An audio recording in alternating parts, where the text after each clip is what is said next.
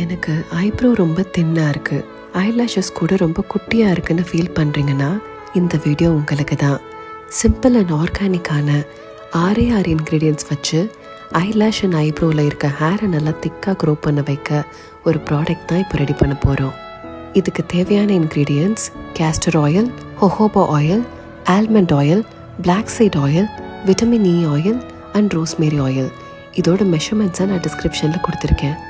Castor oil hair ஃபாலிகல்ஸோட blood சர்க்குலேஷனை improve பண்ணும். ஆல்மண்ட் ஆயிலில் vitamin A, B and E இருக்குது, அது ஹேரை நல்லா ஸ்ட்ராங்காக வளர வைக்கும். ஹொஹோபா ஆயிலோட வேலை நம்ம ஹேர் ஃபாலிகல்ஸை டீப்லி மாய்ஸ்சரைசிங்காக வச்சுக்கிறது. விட்டமின் இ ஆயில் ஒரு பவர்ஃபுல் ஆன்டி ஆக்சிடென்ட். இந்த ஆயில் நம்ம ஹேரை ஃபாஸ்டர் அண்ட் ஸ்ட்ராங்கராக வளர வைக்கும். ரோஸ்மேரி ஆயில் சில பேருக்கு புருவத்தில் பேட்சாக முடி இருக்காது, அந்த ப்ராப்ளமை தீர்க்க தான் ரோஸ்மேரி ஆயில் ஆட் பண்ணுறோம்.